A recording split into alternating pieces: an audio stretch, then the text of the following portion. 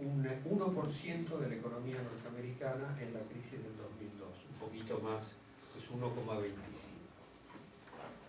Y aún con la recuperación posterior, si uno toma todo este periodo, se encuentra con que la economía argentina redujo su tamaño relativo a la mitad. En promedio da más o menos 1,5. Y eso quiere decir que hacen falta 66 Argentinas para ser un Estados Unidos. Y entonces no simplemente hay un proceso de estancamiento, sino que en términos relativos hay un violentísimo retroceso. Y nosotros somos, vuelvo a tomar intervención, eso es nuestra vida. Ese retroceso de una economía que hacían falta 33 para equipararse a la economía nacional más grande del mundo y que pasa a necesitar 66, significa un cambio en el lugar que se ocupa en el movimiento incluso mundial de la sociedad e implica un retroceso de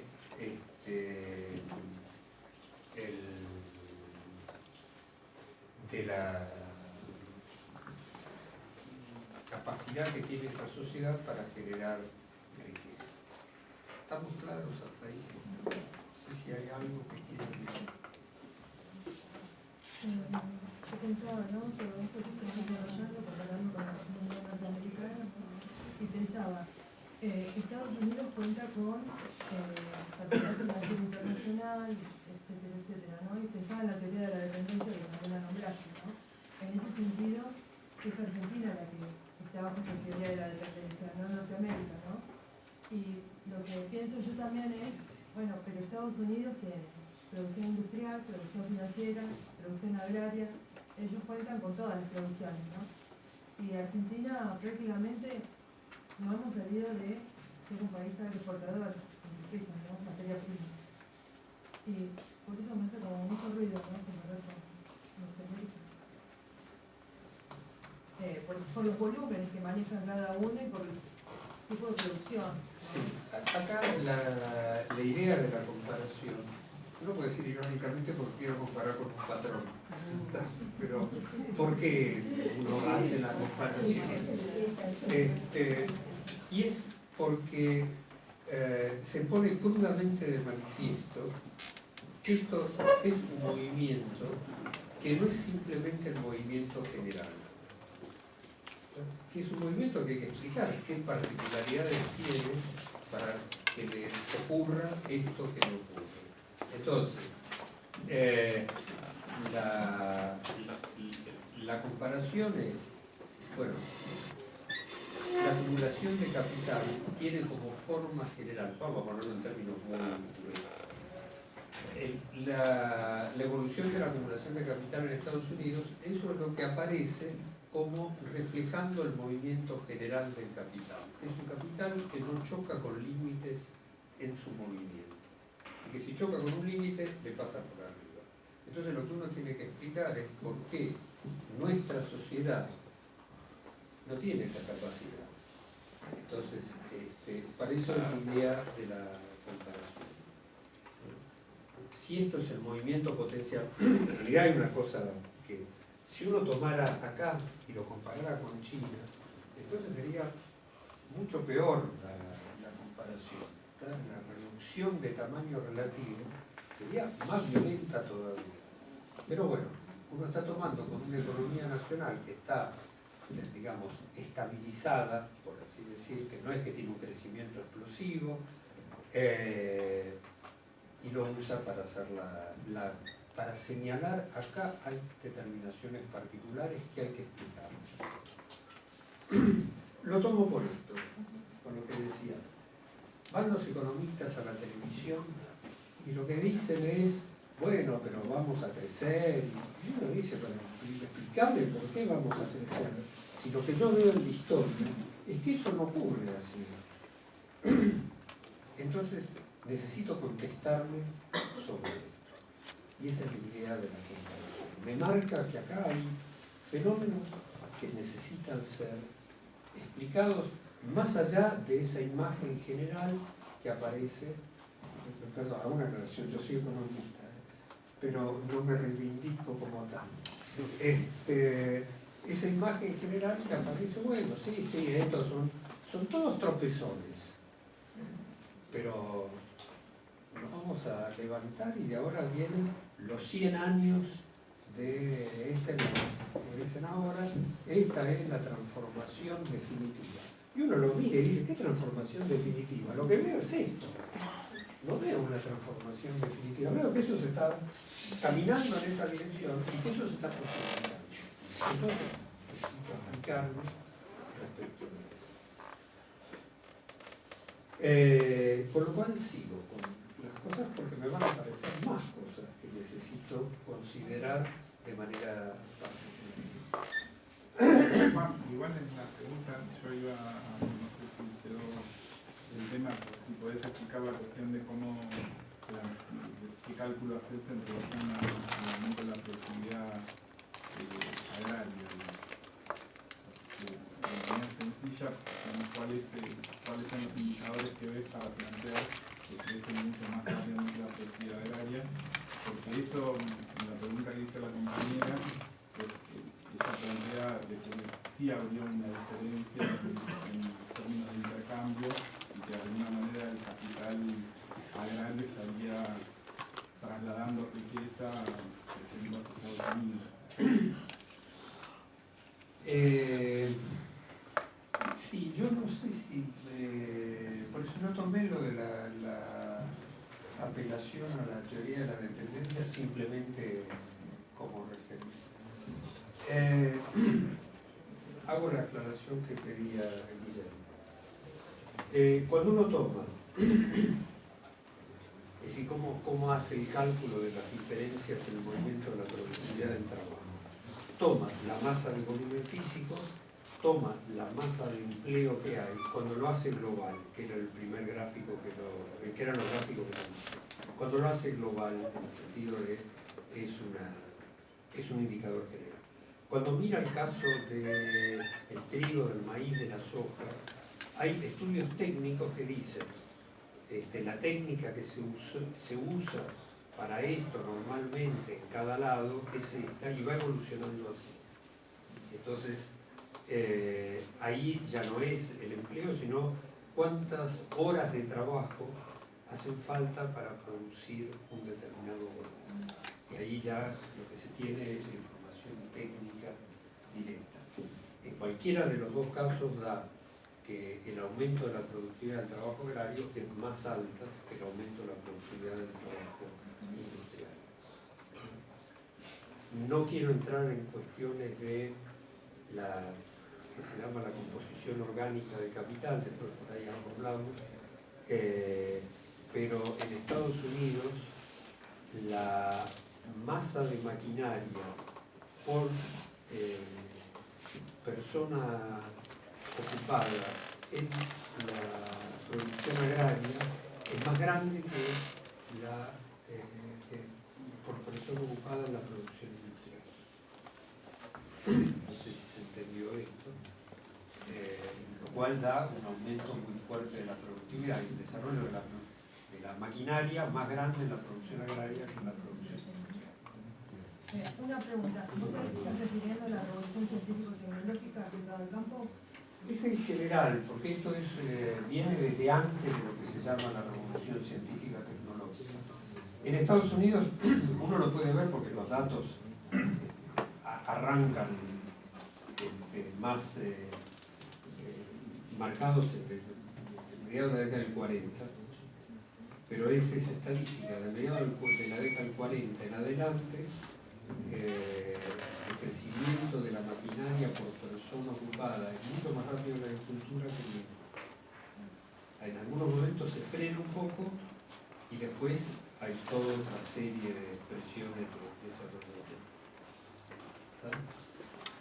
De todas formas, sobre estas cosas vamos a volver cuando miremos ya qué determinaciones concretas están en juego. Una pregunta, ¿Estados Unidos apuesta entonces más al agro que a la industria? Es el principal exportador de mercancías agrarias del mundo. Sí, y además el que fija el precio. En muchos casos. Después vamos a mirarlo, pero es el principal exportador. Su sector industrial, de todas formas, sigue siendo de una magnitud sustancial. Así que uno lo puede tomar como indicador de la evolución de la productividad del trabajo industrial. Justamente a partir de una situación relativamente estabilizada. Porque uno toma China, que pasa de nada a un aumento muy grande de la productividad, entonces le da unos aumentos fenomenales.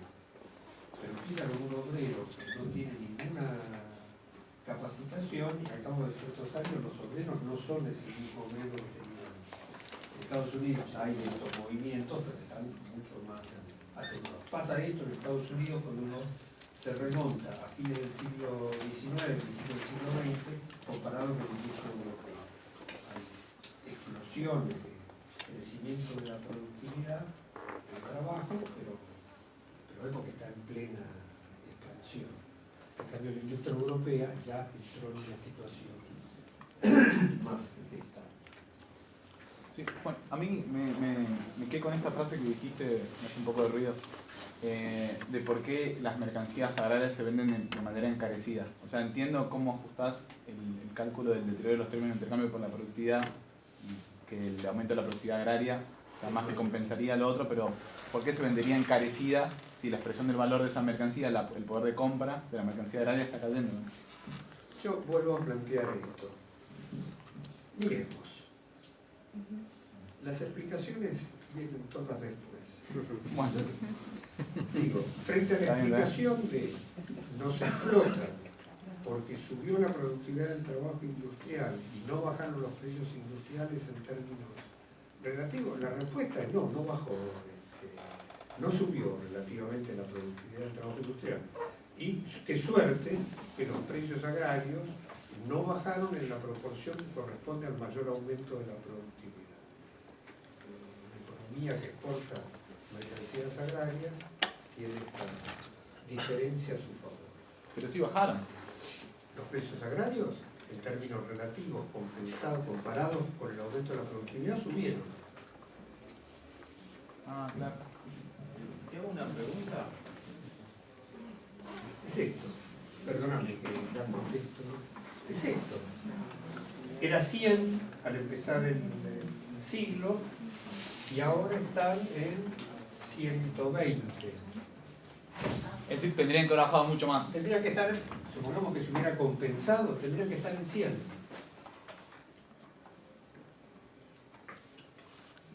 Obviamente ahí hay problemas de cómputo, de precisión de cómputo, de complejidad. Pero de todas formas, cuando se van arriba del 20% y subieron.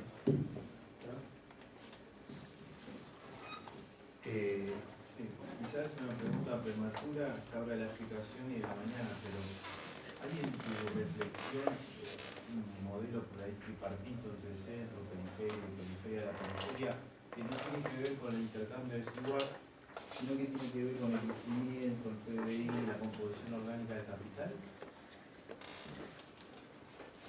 Yo plantearía esto. Hasta acá no dije nada de lo que pienso respecto del porqué de estas cosas. Y no lo voy a decir.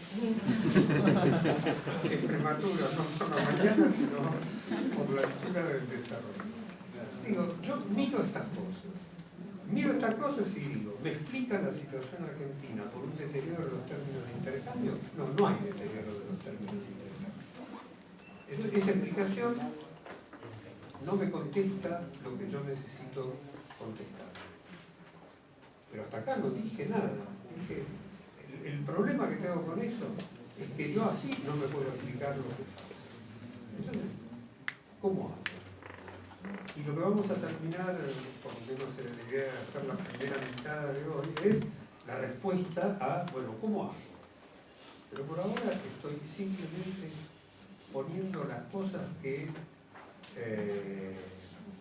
digamos, las miro y me inquietan. Lo voy a poner en esos términos. No sé si hay centro, nada. digo, lo comparo esto, no se me da esta diferencia. ¿Está? Así que espero después poder avanzar con una respuesta que no tenga que ser siempre. Y bueno, por ahora no hay ninguna respuesta.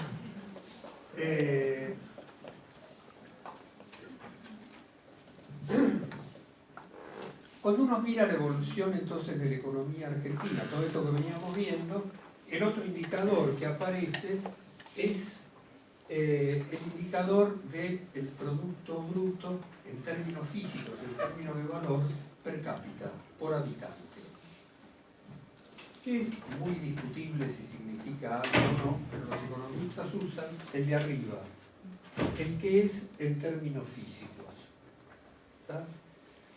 Y entonces una de las discusiones es, al cabo del año 2019, el Producto Bruto en términos físicos per cápita va a ser más chico que lo que era en 2015. Fin de 2019 se proyecta que va a ser más chico que 2015. ¿Qué es lo que uno tiene? Ese Producto per cápita va subiendo y de vuelta, a mediados de la década del 80 se cae. En la década del 90 recupera y en la crisis del 2002 se cae. Y vuelve a crecer aceleradamente hasta el 2010-2011 y ahí se estanca y empieza a retroceder. Pero se habría multiplicado casi por 2 veces y media. Pero cuando uno mira qué pasó en términos de valor, en términos de capacidad, vamos a tomarlo con esta referencia, para pagar la deuda pública externa, lo que se encuentra es que viene creciendo hasta mediados de la década del 70, se cae lo mismo que en términos físicos, pero mucho más profundamente. Y se sigue cayendo hasta el año 2002, a partir de ahí recupera y estaría ubicado más o menos se estanca finalmente en un 50% más de lo que era en el año 60, pero por debajo de lo que era en el año 74. Y entonces hay un retroceso, hay un empobrecimiento en términos de valor si uno compara del año 74 al año 2018. El producto, la riqueza en términos de valor por habitante de la Argentina cayó en los últimos, siempre es muy difícil hacer la cuenta, pero son como 45 años, casi 50 años. ¿Está claro? Lo que había llegado a ser en el año 74, en el 84 recupera, pero ni siquiera llega al nivel del 74 per cápita, se hunde violentamente hacia el 2002 y cuando recupera no llega al nivel del año 74. Entonces, si uno mira esto, lo que puede decir es, del año 74 acá, toda la historia de la sociedad argentina ha sido de un proceso de empobrecimiento general. La capacidad económica per cápita de la población argentina ha sufrido un proceso de deterioro. En algún momento muy agudo y después una recuperación, pero que no es capaz de alcanzar los niveles anteriores. Entonces uno tendría esta situación de empobrecimiento del conjunto de la sociedad. El problema que sigue es que se tiene que mirar cómo está apropiada esa masa de riqueza que se puede generar. Con todos estos rasgos que venimos viendo, esto es tomando los habitantes. Pero entre los habitantes de la sociedad, uno necesita distinguir entre aquellos que vivimos de nuestro trabajo y aquellos que viven de la propiedad sobre los medios de producción. La propiedad sobre el capital y la propiedad sobre la tierra. Y entonces cuando uno mira dentro de este movimiento, que hasta acá lo miramos como si fuera una unidad, y distingue, lo que se va a encontrar es lo siguiente. El campo azul es la proporción de la riqueza social neta, esto en el otro gráfico se está el consumo, la cotización de capital, en esto está solo lo que es neto. Lo azul es la parte que corresponde a los trabajadores, a la población trabajadora de la Argentina. No importa si es trabajador por cuenta propia, si es trabajador por favor. Si es trabajo asalariado, si es trabajo asalariado registrado o es trabajo asalariado no registrado, es la masa de personas que trabajamos y en relación con el ingreso de cada una de estas personas. Mientras que la parte que está en rojo arriba es la porción de la riqueza social que ha sido apropiada sobre la base de la propiedad sobre medios de producción. Por eso yo lo tengo marcado como plusvalía neta de gastos de circulación. Eso es lo que quedó neto después de cubrir los gastos de circulación. Y acá el primer fenómeno que uno tiene es que si mira el año 74 y mira el presente, esto está hasta 2017, no está en 2018, la masa de remuneraciones al trabajo es la misma. La masa total de remuneración del trabajo es la misma que había en el año 74. Mientras que la masa de plusvalía, la masa de excedente, en términos de capacidad de compra, se ha multiplicado fuertemente. Era esta franja, llega a ser esta franja, y lo que va siguiendo en todo el movimiento, en particular a partir de la crisis del año 2002 en adelante, es una muy fuerte multiplicación de la masa de riqueza social apropiada sobre la base de la propiedad sobre los medios de producción. ¿En Argentina? ¿En Argentina? Sí, sí. Yo voy a volver a autorreferenciarme. Yo era uno de estos individuos que figuran acá en el año 74, participando de esta masa de producto social. Y sigo siendo uno de los individuos que figura acá, participando en conjunto de la misma masa de producto social. Es la misma masa de más población. Entonces me tengo que preguntar, ¿qué pasó? De vuelta acá hay una cuestión de volumen físico y de precio. Y entonces lo que tengo que mirar es cómo se explica que la masa de remuneración al trabajo en Argentina sea la misma que había en el año 74, y tengo que mirar los dos componentes. ¿Qué pasó con la masa total de empleo y qué pasó con el ingreso, el salario, el equivalente del salario mínimo? Cuando miro la masa... no debería ver eso. Es que me tragué el gráfico. Me tragué el gráfico. Cuando miro el empleo, cuando miro la masa de empleo, el empleo en la Argentina, desde el año 74 a hoy, la cantidad de personas ocupadas creció en un 85%.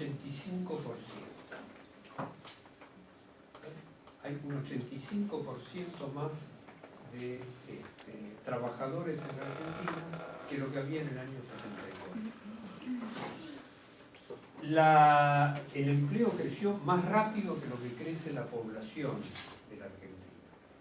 Hay más trabajadores en proporción a la población de la Argentina que lo que había en el año 74. Con ese crecimiento del 85% en la masa de empleo, pero que queda la masa total de remuneración, se queda igual, lo que tiene que haber compensado eso es el movimiento del salario. Del salario en términos de poder adquisitivo. Todo esto está en moneda de poder adquisitivo constante. Y cuando uno mira el salario, se encuentra con este movimiento. Tiene una fase de subida con altibajos, pero que llega a un pico en el año 74, se desploma con la dictadura militar. La forma de este desplome son los desaparecidos. En la dictadura hay una pequeña recuperación y después con la guerra de Malvinas vuelve a caer violentamente el salario. En el año 84 hay una recuperación que casi llega al nivel del 74 en poder adquisitivo. Y a partir de ahí, sin dictadura militar, viene una violenta caída hasta el final de la década del 90. Yo siempre hago esta referencia. Este es el periodo que se dice, la CGT le hizo 13 paros generales a Alfonsín. No bastaron los 13 paros generales para impedir que el salario se cayera, el poder adquisitivo del salario promedio de la economía se cayera a la mitad. Y cayera más bajo que lo que estaba en la época de la dictadura.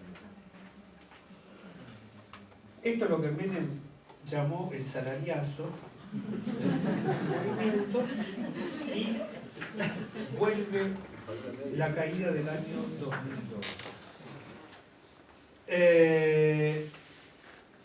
Para encontrar un salario real promedio en la economía argentina del poder adquisitivo del año 2002 hay que retroceder hasta el año 1934, que es la crisis del 30 además. Desde el año 1934 el salario nunca había tenido tan poco poder adquisitivo como el que llega a tener en el 2002. Y a partir del año 2002 hay una recuperación, pero que apenas pasa por arriba de la década del 90.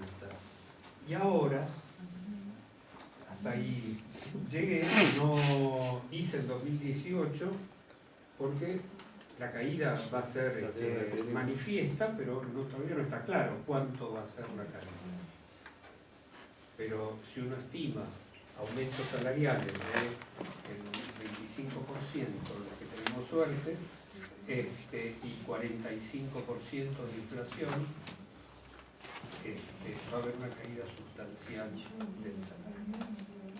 Y entonces, cuando uno mira esto, lo que tiene delante no es un proceso de empobrecimiento general de la población. Lo que tiene es una brutal caída en la pobreza del conjunto de la población trabajadora. Lo que explica que la masa salarial se mantenga al mismo nivel que el año 74, pese a que hay un 85% más de trabajadores, es que cada trabajador ha pasado a ganar en promedio poco más de la mitad como poder adquisitivo de lo que ganaba en el año 74. En el año 74 está en 150 y acá está un poquito por arriba de 75. Y viene fuertemente para abajo. Entonces yo miro esto y digo, no es un problema simplemente de que la masa de producto, el valor está estancado, retrocede, es lo que tengo que explicarme es cómo es posible que ocurra esto. ¿Por qué ocurre esto? En el cual yo dije que estaba acá y estaba acá. El problema es que acá lo repartía con una cantidad de gente y acá lo reparto prácticamente con el doble de gente, así que prácticamente me toca la mitad. Es un 60% de lo que era el poder adquisitivo del salario en el texto. ¿Estamos claros hasta ahí? Entonces, esto es lo que nos tenemos que contestar. ¿Por qué los trabajadores en la Argentina, por qué la población obrera en la Argentina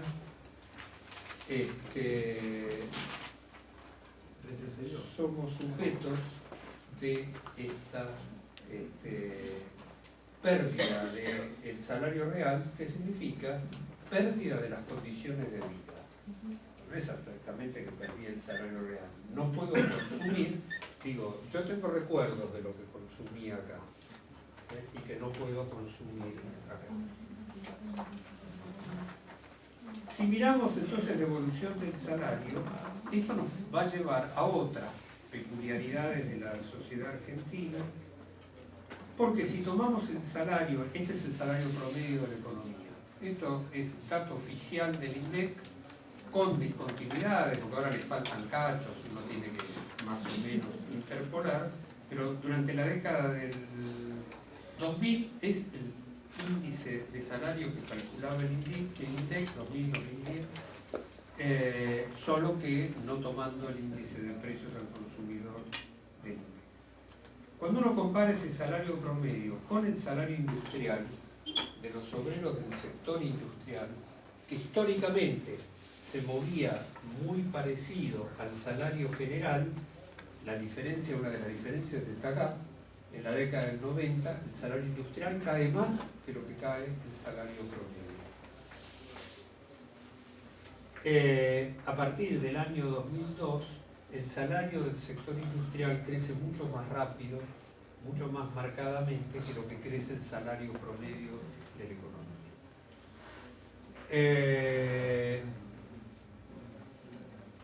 Y cuando uno lo mira acá, sufre una caída también más marcada cuando empieza el proceso de retroceso.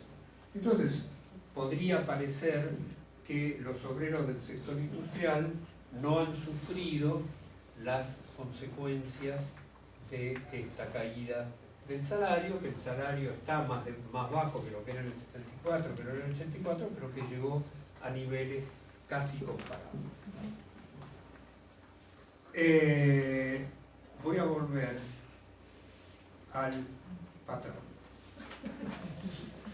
Cuando uno compara el poder adquisitivo del salario del sector industrial en la Argentina con el poder adquisitivo del salario de los obreros del sector industrial de Estados Unidos, que no hay diferencias tan absolutamente abismales en los atributos productivos que hay que tener en un caso y en el otro, lo que se encuentra es esto, que el poder adquisitivo del salario de los obreros industriales de la Argentina estaba, en el mejor de los casos, alrededor del 60% de lo que es el poder adquisitivo de los obreros de Estados Unidos. Esto es década del 60 hasta mediados de la década del 70.